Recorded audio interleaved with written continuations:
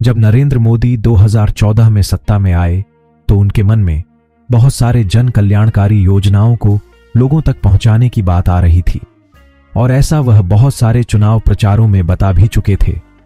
लेकिन जब उन्होंने इसकी प्लानिंग की तो उनका सामना हुआ भारत के इतिहास के सबसे बड़े दुश्मन यानी भ्रष्टाचार से। यह बात स्पष्ट था कि उस वक्त लोगों के पास पैसा पहुंचाने का जो जरिया था, अगर उस जरिया को यूज किया जाता तो लाखों करोड़ का घोटाला होता और लोगों के पास योजना का पैसा नहीं पहुंच पाता। इसी विचार विमर्श में एक आइडिया आया कि क्यों ना लोगों को पैसे उनके बैंक अकाउंट के माध्यम से दिया जाए। लेकिन इसमें भी बहुत दिक्कत थी, क्योंकि जब डाटा एनालाइज किया गया तो पता चला कि अधिकतर गरीब लोगों के पास बैंक खाता है ही नहीं।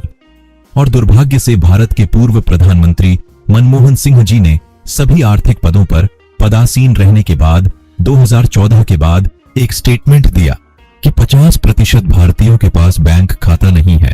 खैर, उन्होंने समस्या गिनाया और मोदी जी समाधान में लग गए। बैंक खाते में पैसा डालने में एक और रिस्क था कि अगर किसी व्यक्ति के पास एक से ज्यादा बैंक खाता है तो फिर क्या होगा, और एक व्यक्ति कई बार एक ही योजना का लाभ ले सकता है और बहुत सारे व्यक्ति योजना के लाभ से दूर रह जाएंगे। ऐसा उस वक्त गैस सिलेंडर के डिस्ट्रीब्यूशन में देखा जा सकता था। सब्सिडाइज्ड रेट पर मिलने वाला गैस सिलेंडर, एक व्यक्ति अलग अलग नाम से एक से ज्यादा सिलेंडर ले रहे थे। वही गरीब लोग पारंपरिक ईंधन का उपयोग कर खाना बनाने को विवश थे। एक बात तो स्पष्ट हो गया था कि अभी की व्यवस्था से बैंक खातों में पैसा डालना किसी भी दृष्टिकोण से सही नहीं है। उसे वक्त तक आधार का काम शुरू था, लेकिन बहुत तेजी से नहीं चल रहा था। लाल कृष्ण आडवाणी जी ने एक बार सभा में कहा था कि हमें बायोमेट्रिक बेस्ड पहचान पत्र की जरूरत है, जिसका उपयोग सभी क्षेत्र में हो, और भारत में इस पर चर्चा शुरू हुई और आधार कार्ड की उत्पत्ति पर जाकर खत्म हुई।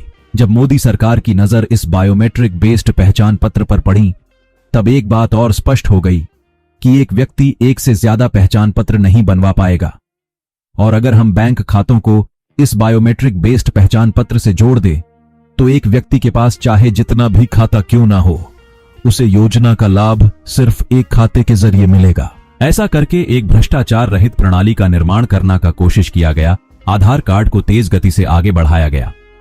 अब बारी थी बैंक खातों की। 15 अगस्त 2014 को प्रधानमंत्री जी ने लाल किले से दुनिया के सबसे बड़े वित्तीय समावेशन योजना यानी जनधन योजना लागू करने की बात कही, और देखते देखते आधार के माध्यम से करोड़ों जनधन खाता पूरे देश में खुल गया। जनधन खाता खोलने के बाद सरकार ने यह नीति बनाई कि अब जब भी किसी व्यक्ति को पैसा सरकार के द्वारा भेजना होगा तो वह पैसा सीधे उसके बैंक खाते में जाएगा, जिसे डायरेक्ट बेनिफिट ट्रांसफर यानी डीबीटी का नाम दिया गया।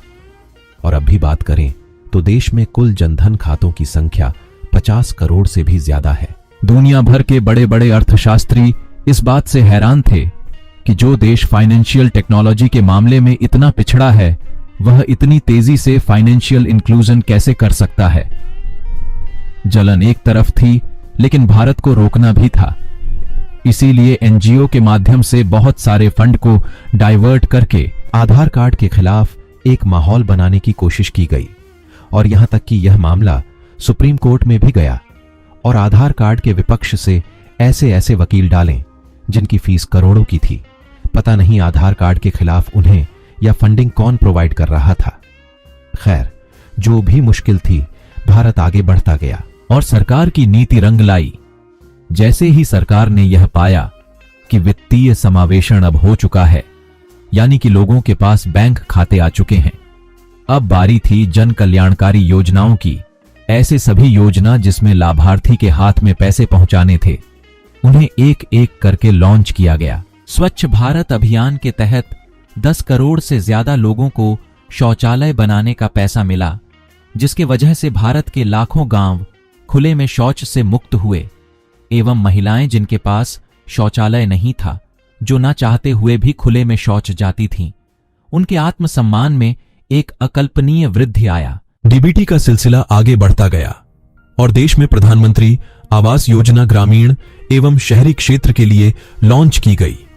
इसमें मिलने वाली राशि 1.5 लाख से लेकर 2 लाख तक थी। पहले जो इस तरह की योजनाएं आती थीं, वह अधिकारी एवं नेताओं तक सिमट के रह जाती थीं और लोगों को उस योजना का लाभ नहीं मिल पाता था। और हमारे देश के एक पूर्व प्रधानमंत्री ने भ्रष्टाचार से आहत होकर खुलकर कह दिया था कि अगर हम दिल्ली से 1 रुपया भेजते हैं तो वह लाभार्थी के पास पहुंचते पहुंचते 15 पैसा रह जाता है, यानी कि घोटाले का मापदंड 85% का था।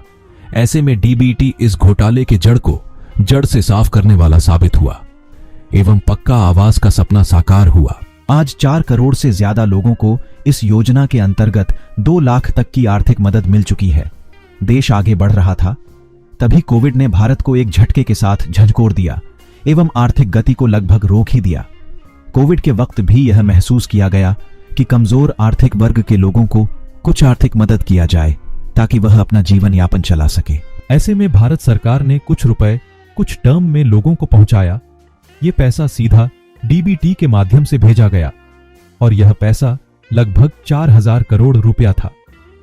भारत के बड़े बड़े अर्थ विद्वान भी उसे वक्त यह कह रहे थे कि अगर डीबीटी नहीं होता तो कमजोर आर्थिक वर्ग के लोगों की मदद नहीं कर पा रहे होते। अगर हम सीधे उनके बैंक अकाउंट में पैसा नहीं भेजते तो यह बात निश्चित थी कि यह पैसा भ्रष्टाचार के भेंट चढ़ जाता और शायद ही किसी गरीब को यह पैसा मिल पाता। दोस्तों, इसके बाद लगभग सभी डिपार्टमेंट में डीबीटी को अपना लिया गया और राज्य सरकार या केंद्र सरकार उन्हें कोई भी पैसा भेजना होता है, जैसे छात्रवृत्ति का पैसा हो, बच्चों के लिए साइकिल खरीदने का पैसा हो या विकलांग व्यक्तियों की आर्थिक मदद हो, गर्भवती महिलाओं के लिए आर्थिक मदद हो या फिर नवजात शिशु के लिए आर्थिक मदद हो, सभी पैसे आसानी से सीधे लाभार्थी के खाता में डीबीटी के माध्यम से भेजे जा रहे हैं। लेकिन इस डीबीटी का एक नुकसान भी है।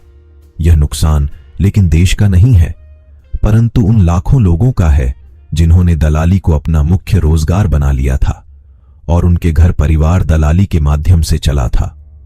ऐसे लोग लगभग सभी डिपार्टमेंट में थे और ऐसे सभी दलाल अब बेरोजगार हो चुके हैं। और यह आपको विभिन्न सोशल मीडिया प्लेटफॉर्म्स पर डीबीटी के लिए भी सरकार की आलोचना करते हुए मिल जाएंगे। खैर, लोगों की भलाई के लिए अगर कुछ लोगों का नुकसान होता है तो सरकार इस नुकसान को उठाने के लिए तैयार है। अगर पुराने एस्टिमेशन को देखा जाए तो डीबीटी के माध्यम से सरकार ने भ्रष्टाचार के लगभग 3 लाख करोड़ रुपया बचाए हैं। और आप ऐसा कह सकते हैं कि यह 3 लाख करोड़ रुपया भारत के गरीबों के पास पहुंचा है जो पहले नहीं पहुंच पाता था। और ऐसे में आपको यह देखने को मिलेगा कि भारत के गांव एवं छोटे छोटे शहरों में भी अब आर्थिक गति तेज हो गई है।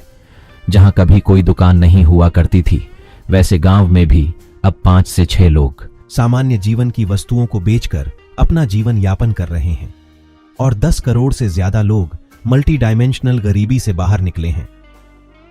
हमारे वीडियो को लाइक करें, अपने राय कमेंट बॉक्स में दें एवं इसी तरह के कंटेंट पाने के लिए चैनल को सब्सक्राइब करें। और अगर आपको लगता है कि यह वीडियो किसी को भेजनी चाहिए तो आप शेयर बटन का मदद ले सकते हैं। धन्यवाद।